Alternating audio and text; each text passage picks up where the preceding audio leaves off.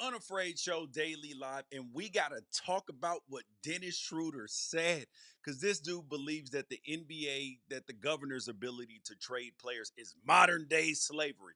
And this dude couldn't be any more wrong. And it's not even about the money.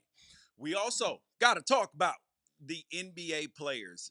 The NBA, they got the players' attention this week because the fallout from the Luka Doncic trade to the Lakers has been felt all over the NBA. And what does that mean? I'll give you the answers. And Deion Sanders was 100% right. There should be two different Hall of Fames now that Eli Manning is going to be in, likely. And fans literally have no idea what Hall of Famer should look like at this point in time. It's, let everybody in. And the Kansas City Chiefs are in the Super Bowl, and it is 100% okay to root for them. That and so much more here on the Unafraid Show Daily Live. Make sure that you like, subscribe, get notifications, tell a friend about the show. Most importantly, hop in them comments and share. Let's get to it.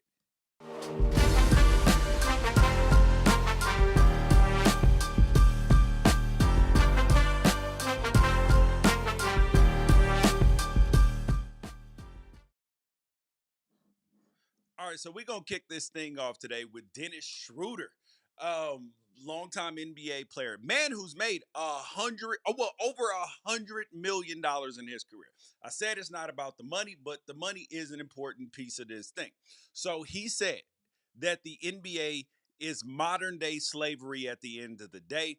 Everybody can decide where you're going, even if you have a contract. Yeah, of course, we make a lot of money and we can feed our families. But at the end of the day, if they say you're not coming back to work tomorrow, you're going over there, they can decide that. And they got to change that a little bit. But still grateful that we're here and that we can live this every single day. I think everybody who's in here is blessed. But if you really think about it, it's kind of crazy that the organization can tell you, we want you to be team first, but you're going over there. It's a lot. So, on one hand, right, just the idea, because the headline dominates these things, and people don't see past the headline a lot of times. They see, oh, it's like slavery. Terrible choice of a comparison. But most people aren't going to read the whole quote where he's like, yo, I get it. We live a great life, but it's hard. Now, here is where Dennis Schroeder has completely missed the boat. This is the life that you sign up for. And it's also why you are so handsomely paid to do what you do, is because there is some sort of, you are paid to deal with hard stuff. You are paid handsomely to give up some of your physical well being because you're expected to play hurt. You know that there's going to be lingering effects from playing in your career. My damn elbow hurting right now, knees, all of that stuff. You give up that for the life that you and your dream that you get to live. Now, here is another factor on Dennis Schroeder's slavery comment. Number one, of course, the money versus not that goes without saying.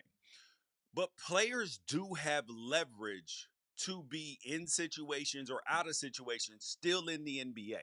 We've seen players ask for trades and they are granted. When players are free agents, look at what Kevin Durant did. I bet you Oklahoma City would have loved to keep Kevin Durant, but he decided to go to Golden State. Golden State wanted to keep him. He decided to go to Brooklyn. James Harden has forced his way out of three different places. So that's the inherent problem with Dennis Schroeder's comment, is that players do have freedom and opportunity to decide where they want to be. But like, they don't even let you call the NBA owners no more. They're governors because they don't even want the slavery connotation at all. So there has to be some sort of leverage and opportunity for the player, for the owners.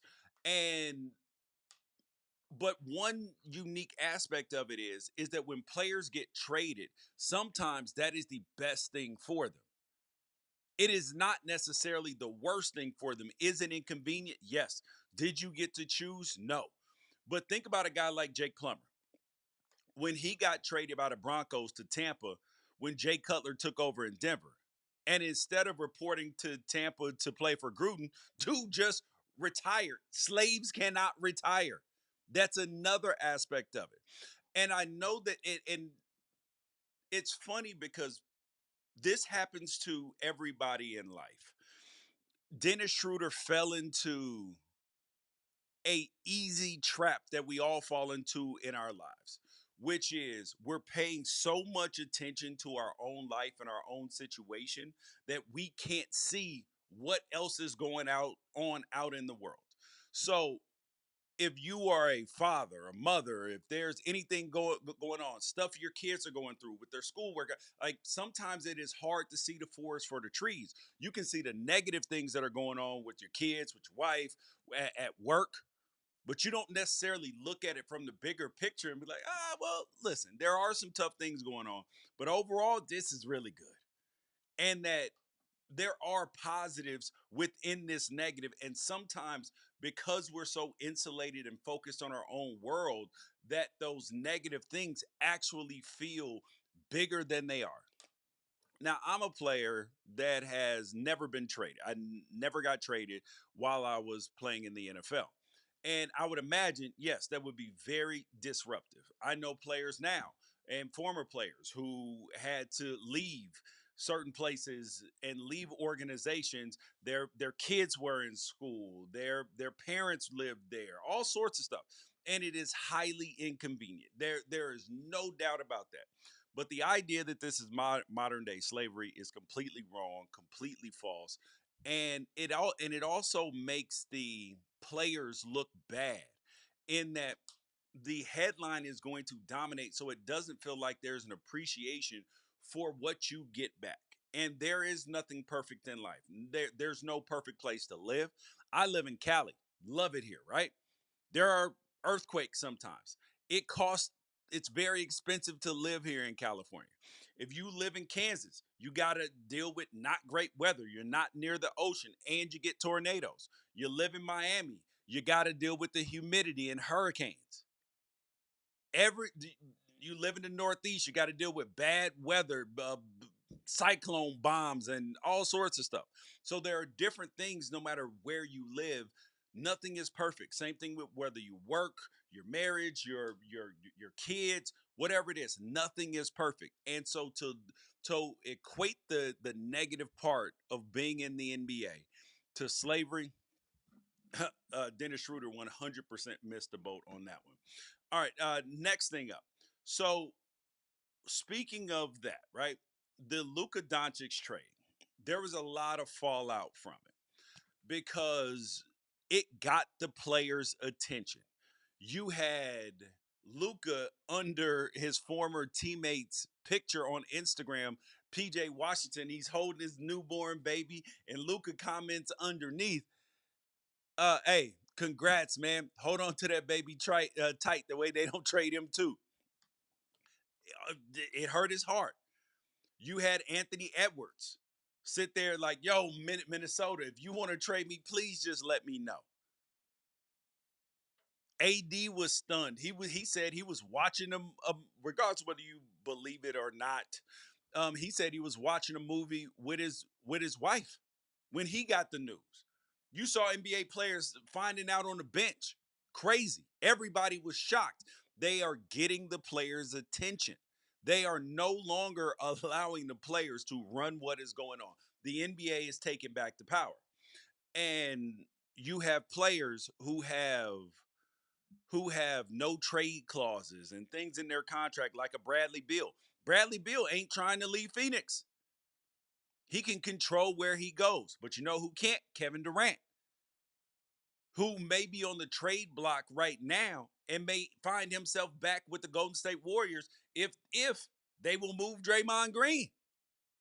So there's a lot to go. There's a lot to unpack, and players are feeling uneasy. They are feeling the pressure. They are feeling like, oh my God, if Luka's not safe where he is and untradeable, how am I not untradeable? Hmm, just the truth. And you have teams that are like the the Luka Doncic trade. Let me equate this to something that happened to me. So in 2010, I got arrested. I was at my parents' house. I had just come back from Vegas playing in the UFL not too long prior. at a $100,000 car parked outside. There was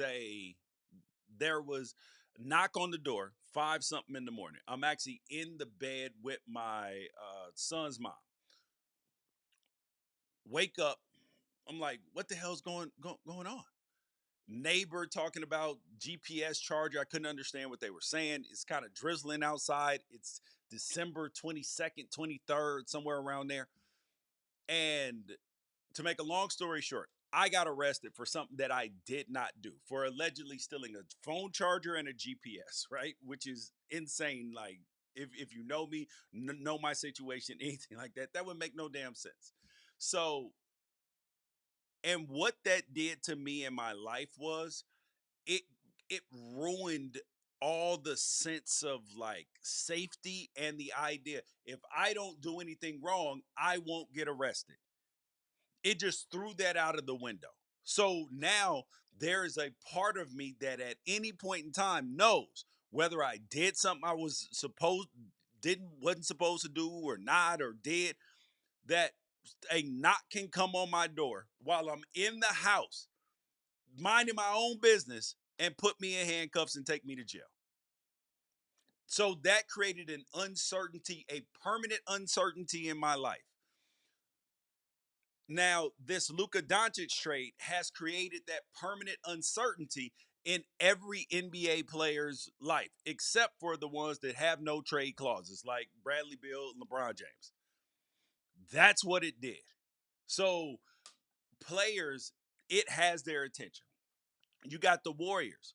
They're desperate to make one last shot at an NBA title while they still got while they still got Steph Curry.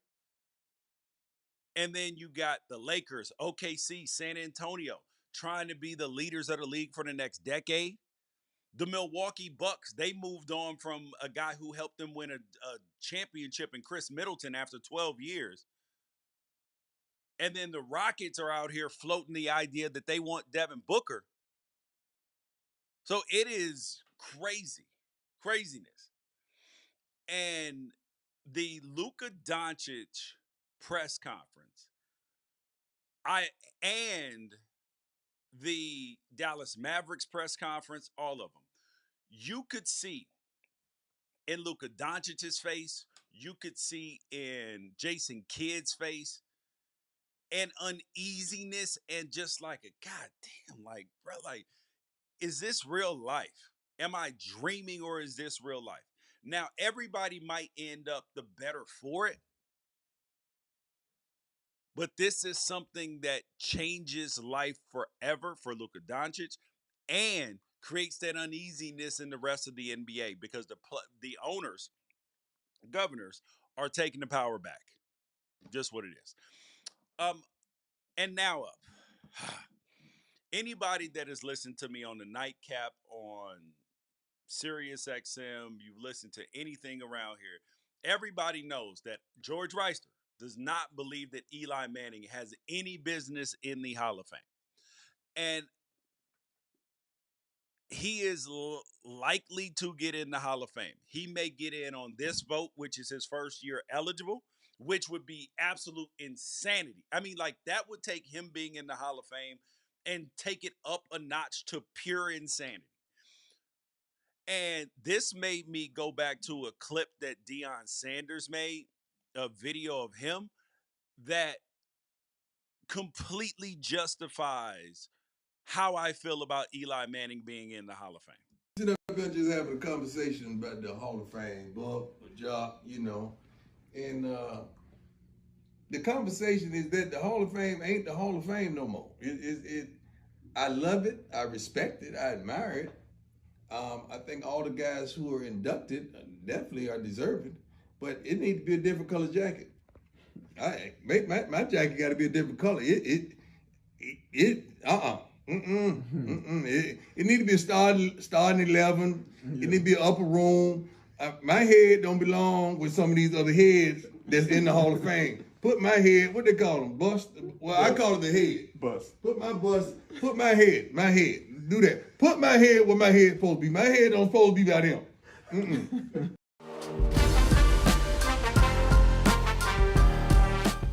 And you know what? Deion Sanders is 100% right. Eli Manning is not like his brother, Peyton Manning. He doesn't belong in there with Tom Brady, doesn't belong in there with Joe Montana, does not belong in there with Dan Marino, does not belong in there with the upper echelon of quarterbacks. He's just not that. And I had a chance to spend a little bit of time with Eli when I had a cup of coffee with the Giants. This is no slight on Eli the person. Eli the person is cool. Nothing there. But when we're talking about the best of the best, this makes no sense because Eli Manning in his career, well, actually, first, we actually have to define a cutoff for where people are, if he's not better than this guy, doesn't matter what happened, that he shouldn't be in the NFL. I mean, the Hall of Fame. And maybe that guy's Kurt Warner, right? Dude's got one Super Bowl, two MVPs, three conference titles, and a lot of people think that that's a marginal Hall of Fame resume. So I'm not mad at that. So think about Eli Manning in comparison to Kurt Warner, who some people believe is a fringe Hall of Famer. Eli Manning was never first or second team All Pro in his entire career. And the dude has never even received one single MVP vote. So if you've never been first or second team All Pro, that means you've never been the best quarterback in the league or the second best quarterback in the league or the third best quarterback ever. And you have never even received a single solitary MVP vote. How are you getting in the Hall of Fame? Two Super Bowl runs over the course of a 16-year career where you made the playoffs 6 times. 4 of them won and out. 3 of those games didn't even pass for over 150 yards. 500 career regular season record. 244 interceptions, which is basically the same as Drew Brees, but with 200 plus less touchdown passes. And it's weird because it feels like I'm hating on this man, but I'm not. This feels like that this needs to be protection for the Hall of Fame because fans and when I have sports discussions with people, it drives me crazy because one of the things that I continuously hear, and you guys can hop in the comments, make sure that you leave them, make sure that you like, subscribe, and share. Somebody who needs to hear this. When I'm talking to people about sports, I continuously hear, "Oh, this guy's a Hall of Fame player. Look at Josh Allen; he's a Hall of Fame." Ain't nothing that Josh Allen has done so far should be in the Hall of Fame. Is he a very good player now? Yes. We got to stack up at the end of his career. I hear this in other sports. Oh, that guy's a Hall of Famer. How, Sway? How? Like, you can't tell me that Paul George is a Hall of Famer. He's not. He may be in the Basketball Hall of Fame, but that also doesn't leave it in exclusive territory because Paul George and Scottie Pippen don't belong in the same conversation. Just saying. There has to be exclusivity to getting that gold jacket. And you're talking to a player who did not have a career that was good enough to have a gold jacket. And that's also why I want it protected. Like, I'm okay with Chad Johnson not being in the Hall of Fame. Was Chad one of the best wide receivers while he was in the league? Yes. But it's a combination of stats, relevance, and some of the things you do, and sometimes the team success is calculated in that. And Eli Manning, 2 Super Bowls, 2 Super Bowl MVPs. He had 2 really good runs. But when you look at his career, a guy who led the league in interceptions at least 3 times, 20, 25, 27, in the middle of his career. 60% completion percentage, 57,000 yards, set 117 and 117 as a starter. What are we talking about? And then we go to the playoffs. 0 and 1, 113 yards passing. 0 and 2, 161. Super Bowl. 0 and 1, 169 yards passing. Next time, Super Bowl.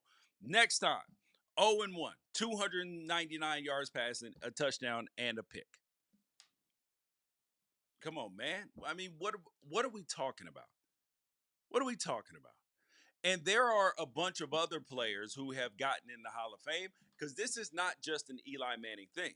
Look at a guy like Joe Namath. If Joe Namath did not play in New York and then called the Super Bowl that they guaranteed that the Jets were going to win, I believe Super Bowl three, he ain't getting into the Hall of Fame. There's nothing about Joe Namath's stats that or the performance on the field that makes you think he's one of the greatest quarterbacks of all time. No, it's just not the truth. Look at a guy, and I'm going to use two guys as a prime example. And these two dudes were wonderful players. One of them's at least a great guy. I don't know the other one. In Curtis Martin and Frank Gore. There is not a point in time in either one of their careers that they were the best running back in the NFL. Yes, Curtis Martin led the league in rushing one year, I believe, but at the end of he was never considered one of the best backs in the league, and especially not in that era. But sometimes an accumulation of stats can lead to it. We got to look at guys like Bob Greasy, who was splitting time for part of his career. There's a lot of it. Just saying, it's not a knock on guys who are trying to smear guys' careers because they were great players. But there's a difference between Drew Brees and Eli Manning. They should not be in the same crowning achievement for careers. I don't know if this is gonna get me ousted from the Manning cast, but truth is the truth. And Eli would tell you he didn't have the same type of career as Peyton. However, Peyton's success and that last name has also benefited Eli Manning and who they beat in the Super Bowl. If Eli Manning was in the same situation and he had beaten, I don't know, Steve McNair or he had beaten Trent Green in the Super Bowl, would he still be, oh, he's a lock for a Hall of Famer?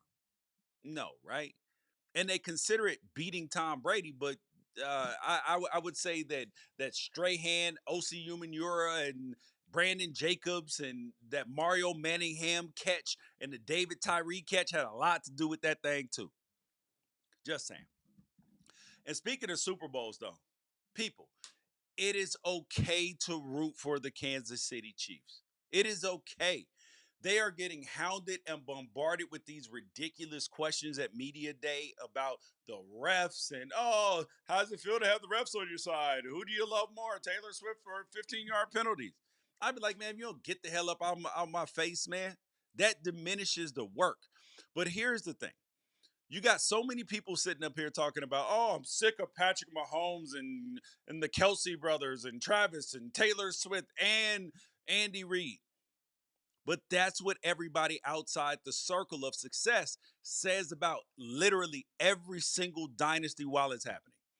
During COVID, we were at home watching The Last Dance, and everybody was all excited, feeling real good, reliving the Michael Jordan and the Bulls glory days, thinking about the drama between him and Scottie.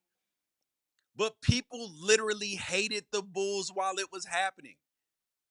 And as much as Jordan hated the Pistons while they were keeping him from his glory and the Jordan rules and all of that, man, people didn't want Michael Jordan to win. They weren't celebrating him like that. They wanted it to be over the same way with the Chiefs. Think about everybody who was involved in the Cowboys' 3 championships in 4 years. Oh, they get patted on the back from it. They go from their media gigs. You got Michael Irvin, Darren Sharp, Darren Woodson. You got Troy Aikman. But everybody's out there eating. But people hated the Cowboys when they were winning. And they feel now that the Cowboys are popular for no reason. They hated it in that moment. The exact same thing with Tom Brady when he was winning the Super Bowls. Oh my God. Think about how people have softened on the Patriots and Tom Brady since Deflategate, since Spygate, since all of that. because the run was over. You got a chance to have peace. And when I talk to people, they hate the Chiefs so much. There's no reason. And it's not going to help. It's only going to make you more miserable when they go out and hoist the trophy again. And Patrick Mahomes is sitting there with his froggy voice, getting all excited. Now, you guys just enjoy a thing while it's happening. Appreciate the greatness. Appreciate we get a chance to see Patrick Mahomes. It doesn't make you a front runner. You can still have your team, but when your team is no longer in it and you get a chance to see three Super Bowls in a row in a league that pushes parity, oh, be excited about it. Enjoy it because you may never see it again. And for people who say it's the parity that makes the NFL popular, the NBA has been on a downward trajectory for years, and they haven't had a repeat champion since 2018. Also, if you think about it, what the Chiefs are doing isn't dominance. Remember that old UConn women's basketball, like that, oh, excuse the no one likes to watch because they knew who was going to win every single game because they were all blowouts. The Chiefs aren't blowing anybody out. Their paths to the Super Bowl have been a bunch of close games, and Patrick Mahomes has had to come back in a fourth quarter deficit in all three Super Bowls that he's played. Well, all three Super Bowls that he's won, and then the fourth that he played in. And this year, you have a Chiefs team that has only scored 30 plus points one time this entire season. They don't have a true left tackle. They don't have a single wide receiver in the top 50 in the NFL in either receptions or yards. They don't have a running back in the top 30 in rushing yards. And their best offensive player is a 35-year-old tight end that has only missed 6 games in the last 11 seasons, including the playoffs. And that's a lot of wear and tear on the body. I would know. And no, from all of that, I'm not saying the Chiefs are underdogs, but this is as blemished of a champion as you could possibly be on offense. This is in a 2008 Steelers or 2015 Broncos level offense. That's just the truth. But here is my prediction because the spread in this game, 1.5. And that 1.5, it reflects the money bet, not the reality. Because the Eagles have a better offense, they're ranked higher, they got a much better defense, and Kansas City's advantages are in the coaching, special teams, and quarterback. That's what they got. I am going to take the Kansas City Chiefs to win this football game, win their third Super Bowl in a row. Patrick Mahomes will be all of the where I told you he's the best quarterback to ever tie up shoes. Told you that 2 years ago. Oh, George, ain't no way. Oh, now the world will be coming around. The over under in this game, 48 and a half. Take the over. Kansas City scoring some damn points. And the top four for MVP odds, ooh, Patrick Mahomes at plus 110, Saquon Barkley at plus 280, Jalen Hurts at plus 350, and Travis Kelce at plus 1800. Listen, go with the money. You're going to have two options. It's either going to be Patrick Mahomes because the Chiefs win, because of all the other reasons that we mentioned. No left tackle.